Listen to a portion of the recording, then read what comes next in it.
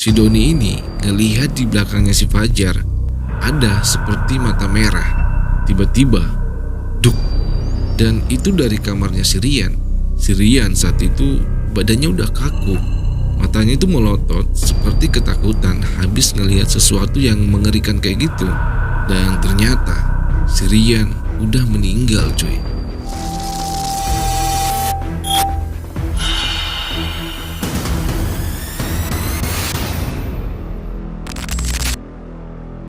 Namanya tuh Doni. Kejadian itu dialaminya sekitar tahun 2024 yang lalu, saat dia itu masih menjadi mahasiswa di sebuah universitas yang ada di Jogja. Nah saat itu, dia itu tinggal di sebuah kos-kosan sederhana yang ada di pinggiran kota Jogja. Nah di sana, dia tuh dapat teman yang namanya Fajar, Dito, sama si Rian. Nah Fajar itu anaknya ceplas-ceplos, kalau si Dito tuh lebih sering diem. Dan si Rian, anaknya tuh selengean, kurang lebih sama kayak si Fajar lah. Nah, mereka berempat itu tinggal di lantai 2 kos-kosan. Di lantai 2 itu sebenarnya ada 8 kamar. 4-4 saling berhadapan. Nah, kamarnya mereka itu saling berhadap-hadapan. Dan kebetulan, 4 kamar yang lainnya itu kosong. Tapi yang jadi perhatian mereka saat itu, kamar kos paling ujung. Sudah 3 bulan kamar itu kosong. Dan kata ibu kos, dulu pernah ada yang meninggal di sana. Dan sejak saat itu ya, paling lama yang ngekos di kamar itu cuma bertahan sebulan. Nah hari itu, si Doni ini lagi nggak ada jadwal kuliah. Kebetulan teman-teman yang lainnya juga pada libur kerja tuh. Nah kesempatan itu, mereka manfaatin lah buat ngopi-ngopi bareng. Saat itu mereka ngumpul-ngumpul di kamarnya si Rian. Di sana mereka sambil ngopi-ngopi sambil cerita-cerita lah. Nah awalnya tuh biasa-biasa aja. Mereka cerita-cerita sambil ketawa-ketawa lah. Sampai akhirnya, si Rian itu tiba-tiba ngebahas tentang kamar kosong yang ada di ujung kosan mereka. Nah si Rian saat itu ngomong, "Bro, kalian percaya nggak sih kalau kamar di ujung itu angker?" Nah si Fajar ngejawab lah, "Angker apaan? Mereka aja tuh yang terlalu penakut." Nah si Dito ngebalas, nggak boleh kayak gitu." Nah si Rian nyaut lagi tuh, "Gini aja deh, gimana kalau kita ngebuat ritual di sana?" Nah si Doni ngebalas tuh, "Ritual apaan? Celangkung?" "Enggak ah, gue gak mau nyari masalah." Nah si Rian lanjut ngomong tuh, "Bukan, cuma ritual-ritual aja. Pakai lilin biasa, ya kayak games kayak gitulah. Ya kita cuma duduk melingkar, terus di tengah kita kasih lilin. Nah kalau lilin itu mati, gak boleh ada yang ngomong." Nah si Dito saat itu ngejawab, "Lu dapat ide kayak gitu dari mana Yan?" Si Rian ngejawab lagi tuh sambil senyum-senyum, "Dari internet, katanya ritual kayak gini bisa manggil arwah penasaran. Nah gimana nih kalau kita ngebuktiin trik ini?" Nah si Fajar saat itu langsung nyaut, "Wah boleh tuh, sekalian buat ngebuktiin kalau di sana itu nggak ada apa-apa." Nah pas saat itu, lampu itu tiba-tiba mati. Nah bukannya takut, si Fajar sama si Rian itu malah semakin semangat. Sementara si Doni sama si Dito ini cuma diem-diem aja tuh. Mereka ngikut-ngikut aja. Karena ya mau gimana lagi ya. Namanya teman udah ngajak, ya kadang memang susah untuk ditolak. Nah sekitar jam 12 lewat 40 menit. Mereka bersiap-siap tuh masuk ke kamar terbengkalai itu. Nah lampu saat itu masih belum nyala. Dan mereka tuh cuma ngebawa lilin sebiji. Ponsel mereka tinggalin di kamar masing-masing tuh. Takutnya malah ngeganggu nantinya. Nah masuklah mereka ke dalam kamar itu. Fajar di depan, kemudian ada si Rian, baru si Dito sama si Doni. Nah pas masuk itu, si Doni itu udah ngerasain tuh kalau kamar itu dingin, pengap, dan ada bau-bau apeknya kayak gitu. Nah si Doni sama si Dito saat itu diem-diem aja tuh. Sementara si Fajar sama si Rian ngoceh-ngoceh aja tuh gak jelas. Nah saat itu si Rian sempat ngomong, "Gila, ini kamar atau toilet? Bau banget." Nah si Fajar nyaut lah, "Iya nih, cocoknya dijadiin tempat sampah aja." Nah si Rian lanjut ngomong tuh, "Kalau kayak gini mah bukan setan yang bikin orang gak betah, tapi baunya." Nah di situ si Doni ngerasa memang kamar itu memang benar-benar bau. Baunya itu kayak bau amis bercampur sama bau bangkai. Dito juga ngerasain tuh, tapi mereka berdua tuh milih gak banyak ngomong. Dan gak lama tuh ya, mereka berempat duduklah melingkar sambil bersila. Dan di situ si Rian mulai tuh nyimpan lilinnya di tengah. Dan si Fajar saat itu juga nyalahin tuh lilin. Nah setelah itu mereka berempat saling berpegangan tangan lah. 30 menit mereka ngelakuin ritual itu tapi masih nggak ada apa-apa tuh. Di situ si Rian udah mulai bertingkah tuh. Dia tuh udah mulai ketawa-ketawa kecil sambil ngomong tuh. Ini bodoh banget gak sih? Dan pas saat itu ya, lilin itu tiba-tiba mati. Nah di situ si Rian ini masih sempat-sempatnya ngomong. Lah beneran mati. Si Fajar langsung nyaut juga tuh. Sst, diem. Nah di situ si Doni sama si Dito, mereka tuh cuma diem-diem aja tuh. Si Doni dalam hati tuh mikir, ini lilinnya kok bisa mati ya? Jendela ketutup, pintu kamar juga ketutup. Dan dari mereka berempat tuh ya, gak ada tuh dari mereka yang nunjukin tanda-tanda niup itu lilin. Nah si Doni sama si Dito saat itu saling ngasih kode lah pakai tangan tuh. Dan si Doni ini ngerasa kalau si Dito juga ngerasain tuh ada yang aneh. Sementara si Rian sama si Fajar saat itu mereka tuh malah kayak nahan-nahan tawa kayak gitu. Makin aneh lah tingkah mereka saat itu. Nah di situ si Doni ini udah mulai ngerasain ada yang gak beres tuh. Dia tuh kayak ngedengar ada suara nafas tuh di sekitar mereka. Itu kan suasananya gelap ya, terus tengah malam pula, sepi. Jadinya kalau ada suara sedikit aja tuh pasti kedengeran ya. Nah si Doni saat itu ngedengar suara nafas lain selain dari nafas mereka berempat tuh. Dan dia tuh benar-benar ngedengar. Nah di situ si Doni ini sempat tuh ngasih kode ke Dito sama Rian. Dito ngerespon kode itu, tapi si Rian malah gak nyadar dan ngomong kayak gini. Apaan sih Don? Lo takut ya? Nah si Fajar yang juga dapat kode nih dari si Dito, tapi malah nyautin omongan si Rian. Iya nih, sama kayak si Dito, cemen. Nah posisinya saat itu si Doni ini pegangan tangan sama si Dito sebelah kanannya, sebelah kirinya ada si Rian, terus di depannya itu ada si Fajar. Nah pas saat itu ya, si Doni ini ngelihat di belakangnya si Fajar ada seperti mata merah, tapi bentuk sosok itu nggak kelihatan. Secara kan gelap ya kan, jadinya yang kelihatan itu cuma matanya doang. Nah nggak lama tuh ya, listrik akhirnya saat itu nyala. Dan cahaya tuh udah mulai masuk tuh ke dalam kamar. Dan tiba-tiba aja tuh ya, sosok itu udah hilang gitu aja. Dan saat itu si Rian ini akhirnya nyudahin lah ritualnya. Karena udah sejam lebih kan mereka di sana, tapi nggak ada apa-apa. Si Rian saat itu ngomong, udahan ah, capek, nggak ada penampakan juga yang keluar. Nah di situ nggak ada tuh dari mereka yang ngejawab, cuma si Fajar aja yang senyum-senyum. Nah sekitar jam 2 lewat sedikit tuh, mereka keluarlah dari kamar itu. Dan berhubung karena udah malam juga, mereka masuklah ke kamar masing-masing. Tapi nggak lama mereka masuk ke dalam kamar itu, tiba-tiba, duk, si Doni ini ngedengar seperti ada benda jatuh, keras banget, dan itu dari kamarnya si Rian. Nah larilah si Doni ini keluar kamar, dan ternyata si Dito sama si Fajar juga keluar tuh. Nah mereka barenglah masuk ke dalam kamarnya si Rian. Dan begitu pintu kamar itu dibuka, baunya itu busuk, nyengat. Dan di situ si Rian udah terkapar aja tuh di lantai.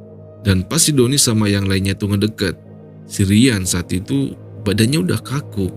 Matanya itu melotot seperti ketakutan habis ngelihat sesuatu yang mengerikan kayak gitu. Nah di sini si Doni cobalah ngebangunin si Rian.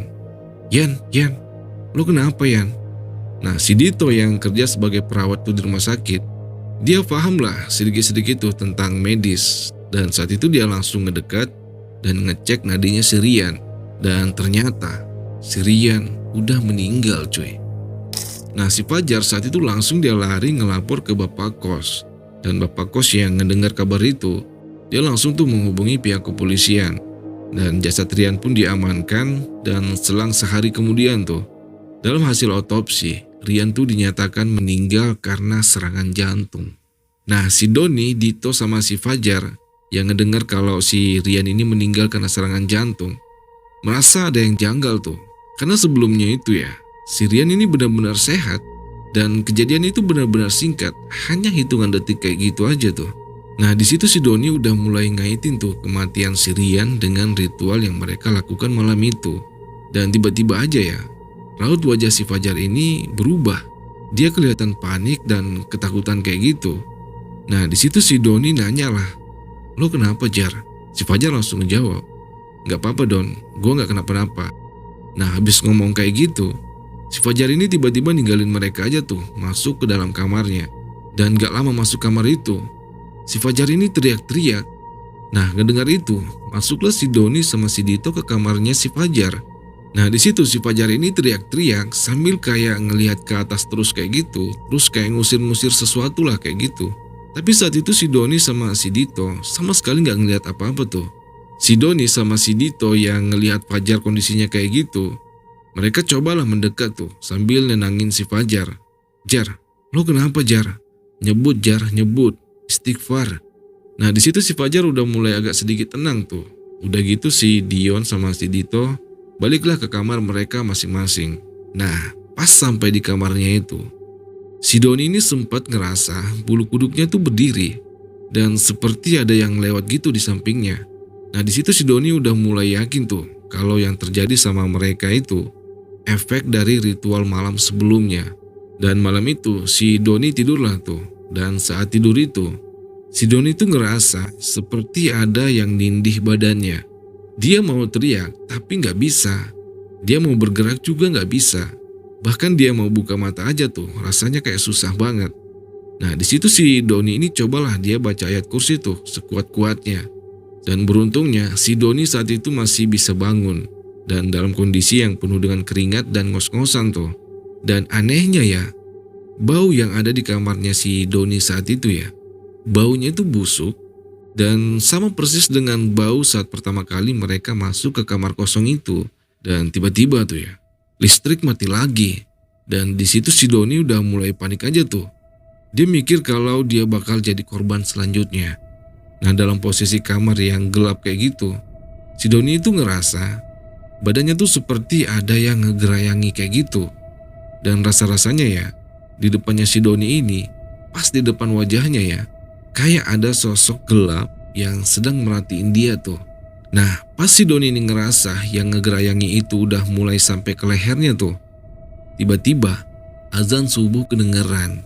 Dan alhamdulillahnya ya, lampu akhirnya nyala kembali tuh. Dan rasa-rasa seperti yang ngegerayangi itu tiba-tiba hilang. Nah, di situ si Doni benar-benar ketakutan tuh. Sampai-sampai dia tuh gemeteran. Nah, karena ngedengar azan itu, ditambah dengan kejadian yang dialaminya malam itu, si Doni yang gak pernah sholat, akhirnya sholat lah. Dan dalam kondisi sholat itu ya, si Doni ini ngerasa tenang lah. Tapi pas selesai sholat ya, si Doni ini balik lagi tuh. Dia tuh kayak was-was, ketakutan kayak gitu. Takut kalau gangguan itu bakalan datang lagi tuh. Dan gak lama, matahari akhirnya muncul juga tuh. Dan si Doni saat itu cepat-cepatlah dia berkemas untuk berangkat kuliah tuh. Padahal sebenarnya tuh dia kuliah jam 9 pagi. Tapi karena perasaannya yang udah gak enak kayak gitu, dia berangkatlah pagi-pagi. Nah, sebelum berangkat, si Doni ini singgahlah dulu di warung dekat kos-kosan mereka nih buat sarapan. Dan pas di sana, dia tuh ketemu sama si Dito. Tapi anehnya, si Dito saat itu sikapnya rada-rada aneh. Dia tuh kayak terkesan kayak menjauh kayak gitu. Kayak pura-pura gak ngelihat. Tapi si Doni saat itu gak peduli dan ngedeketin si Dito. Nah, begitu ketemu sama si Dito, si Doni ini akhirnya ceritain lah apa yang dialaminya tuh tadi malam. Dan ternyata si Dito juga ngalamin itu. Si Dito pada akhirnya tuh juga cerita kalau tadi malam dia tuh seperti antara mimpi dan nyata. Dia kayak dikejar-kejar kayak gitu sama sosok yang gak tahu wujudnya itu apa. Tapi itu bener-bener buat dia ketakutan tuh. Nah, di situ dia tuh berusaha untuk lari terus, tapi sekuat apapun dia tuh lari, sosok itu selalu aja di dekatnya dia tuh. Dan beruntungnya dia tuh sadar pas ngedengar azan subuh. Dan pas bangun itu basahlah semua badannya si Dito ini karena keringat dingin. Nah, di situ si Dito sempat tuh ngomong, "Kamu sadar gak sih kalau ini tuh akibat ulah kita malam itu? Kamu ngerasa kan kalau malam itu sosok gelap itu datang?" Dan belum sempat si Doni ini ngejawab, tiba-tiba mereka tuh ngedengar ada suara orang teriak-teriak. Dan itu suaranya si Fajar. Nah, larilah si Doni sama si Dito tuh ke kamarnya si Fajar. Dan pas tiba di sana tuh, bapak kos juga ternyata sudah ada di sana. Dan di situ si Fajar ini ngamuk-ngamuk sambil ngelihat ke atas terus, ngelemparin barang-barangnya tuh sambil ketakutan kayak gitu. Dan yang lebih menyeramkannya lagi tuh ya, si Fajar itu kayak ngecakarin wajahnya sendiri sambil mengerang-ngerang kayak gitu. Dan di situ ya, kamarnya si Fajar itu benar-benar bau. Dan baunya itu sama persis dengan bau kamar kosong saat itu. Nah di situ bapak kos nanyain lah ke Doni sama ke Dito, kalian ada nggak nomornya keluarganya si Fajar? Nah kebetulannya si Doni saat itu punya tuh nomor orang tuanya si Fajar. Karena mereka sempat tuh main ke rumahnya Fajar yang ada di Lamongan. Nah di situ orang tuanya tuh sempat ngasih nomornya ke Doni buat jaga-jaga kalau ada apa-apa. Nah si Doni saat itu hubungilah orang tuanya si Fajar tuh. Dan hari itu si Doni tuh gak jadi masuk kuliah tuh. Begitu juga dengan si Dito juga gak masuk kerja. Mereka itu terus nemenin si Fajar sampai orang tuanya tuh datang. Nah singkat cerita, orang tuanya Fajar datanglah ke kosan. Dan mereka tuh bener-bener terkejut ya dengan keadaan si Fajar saat itu. Dan di situ orang tuanya si Fajar nih mutusin untuk ngebawa si Fajar pulang ke Lamongan. Dan memang ya kondisinya si Fajar saat itu benar-benar hancur dan terus ketakutan kayak gitu. Nah habis itu malamnya tinggal mereka berdua nih, si Doni sama si Dito. Saat itu mereka mutusin untuk gak tidur tuh. Mereka berdua sama-sama tuh di kamarnya si Doni. Dan jam 9 malam itu mereka tuh masih aman-aman aja. Terus masuk ke jam 12 malam. Hawa di dalam kamarnya si Doni itu tiba-tiba dingin. Dan bau busuk itu datang lagi. Nah kurang lebih 2 jam mereka tuh ngerasain bau busuk itu dan sekitar jam 2 malam lampu tiba-tiba mati tuh. Dan dari jendela ya mereka tuh ngedengar kayak ada yang mau ngebuka itu jendela. Ada suara gesekan seperti kuku nih yang gores-gores jendela. Nah di situ si Doni sama si Dito udah ketakutan aja tuh mereka. Sambil mereka tuh duduk di atas ranjangnya si Doni, rapat ke dinding. Dan gak lama tuh ya, tas si Doni yang digantung di dekat jendela tiba-tiba terlempar. Dan yang lebih menakutkannya lagi tuh, dari bawah kasurnya si Doni seperti ada yang bergerak-bergerak tuh dari dalam kasur. Kayak kalian nih lagi duduk di atas kasur kayak gitu, terus ada yang muncul kayak gerenjel-gerenjel kayak gitu, terus gerak-gerak tuh dari bawah. Nah di situ si Doni sama si Dito itu langsung panik. Refleks lah mereka berdiri tuh. Nah pas berdiri itu kaki mereka tuh seperti ada yang megang. Rasanya tuh dingin, kayak berair-air kayak gitu. Nah langsung lah mereka tuh lari ke arah pintu sambil ngeraba-raba kayak gitu. Dan pas sampai di gagang pintu tuh ya, pintu itu gak bisa dibuka. Di situ mereka tuh benar-benar panik. Dan dari gelap itu ya, si Doni sama si Dito itu ngerasa kalau di depan mereka itu lagi ada sosok besar yang berdiri tuh, lagi ngeliatin mereka. Cuma karena gelap, jadinya mereka tuh gak bisa ngelihat. Tapi samar-samar mereka tuh kayak ngerasa sosok itu memang ada tuh di depan mereka. Nah di situ si Doni sama si Dito terus tuh baca ayat kursi, gak putus-putus. Sampai akhirnya si Doni yang sambil ngebaca ayat kursi itu sambil megang gagang pintu, gak sengaja dia tuh narik gagang pintu itu dan akhirnya kebuka. Nah larilah mereka tuh ke jalan dan nyari lampu yang terang. Dan untungnya ya saat itu ada marbot masjid yang mau ke masjid. Karena memang udah mau masuk waktu subuh tuh saat itu. Nah di situ marbot masjid itu sempat tuh nanya ke mereka, "Mas, kenapa?" Mereka ngejawab lah, "Kami digangguin setan mas." Nah marbot masjid itu cuma senyum-senyum aja tuh sambil nawarin, "Daripada kalian di sini ketakutan, ayo mending ke masjid." Nah entah si marbot ini percaya atau enggak ya, atau malah mikir mereka tuh penakut atau apalah. Tapi yang jelas gangguan itu memang benar-benar mereka rasain tuh. Dan karena saat itu mereka memang benar-benar ketakutan ya, akhirnya mereka ikutlah marbot itu ke masjid. Nah habis sholat subuh itu, si Doni sama si Dito itu masih gak berani tuh balik ke kos-kosan. Sampai setelah matahari sudah agak tinggi, barulah mereka tuh kembali ke kos-kosan. Dan di jalan nih ya, si Doni ini sempat ngomong, "Kayaknya hari ini gue mau pindah kos-kosan deh. Gue udah gak tahan Dit, gue takut." Nah si Dito ngejawab, "Sama Don, gue memang udah rencana untuk keluar dari kos-kosan itu hari ini." Nah gak lama mereka tuh diem, tiba-tiba si Dito ini ngomong lagi, "Don, ntar sebelum keluar, baju, celana, dan semua barang-barang yang lo pakai malam itu, lo simpen aja di kamar, gak usah dibawa. Habis itu kita ketemuan lagi di masjid, buat mandi dan langsung nyari kos-kosan bareng." Nah si Doni saat itu ngiyain tuh, tapi sempat nanya, "Emang kenapa harus disimpan Dit?" Si Dito balas ngejawab, "Gak tahu Don, cuma feeling gue aja nih nyaranin kayak gitu. Karena kita udah ngelakuin kesalahan malam itu. Makanya kita diteror terus. Untung kita masih waras nih sekarang. Dan untuk ngelepasin itu, simpen semua yang digunain malam itu. Ya semoga aja dengan kayak gitu kita nggak diikutin lagi tuh sama si sosok itu. Singkat cerita mereka sampailah di kos-kosannya. Mereka berkemas lah. Seperti saran si Dito, si Doni saat itu nyimpen tuh pakaian yang dipakainya malam itu. Dan setelah itu mereka kembalilah ketemu di masjid. Dan setelah mandi itu, si Doni ini izinlah ke kampusnya, gak masuk hari itu. Begitu juga dengan si Dito, dia izinlah ke tempat kerjanya gak masuk hari itu. Dan setelah setengah hari nyari kos-kosan ya, akhirnya mereka dapat tuh kos-kosan 3 lantai. Awalnya mereka tuh ditempatkan di lantai 3, kosan paling tengah. Tapi gak lama, pas sebelum mereka nih diantar ke kamar tuh, ada 2 cewek yang keluar kos hari itu. Karena habis kontrak kerjanya di pabrik, jadinya mereka pulang kampung lah. Nah di situ si Doni sama si Dito milih kamar itu. Di situ mereka lagi-lagi dapat kamar saling berhadap-hadapan tuh. Dan setelah selesai beberes-beres kamar, mereka duduklah di depan kamar tuh dan samar-samar ya. Mereka tuh ngedengar tetangga kosan mereka lagi ngomongin kamar kosong di lantai 3 yang paling tengah itu, yang katanya tuh angker, gak ada yang mau tinggal di sana. Nah, ngedenger itu, si Doni sama si Dito saling pandang-pandang lah. Dan gak lama tuh mereka senyum. Ya karena untung aja ya, mereka tuh gak kebagian kamar itu. Dan gak lama mereka sambil cerita-cerita itu, si Doni dapat kabar kalau si Fajar dimasukkan ke rumah sakit jiwa. Dan pas bebarengan dengan kabar itu, si Dito tiba-tiba panik. Dia tuh sambil ngebuka chat grup mereka berempat tuh. Di situ ada Doni, Dito, Rian, sama Fajar. Si Dito saat itu ngomong, Don, lihat deh. Si Doni ngejawab, apaan Dit?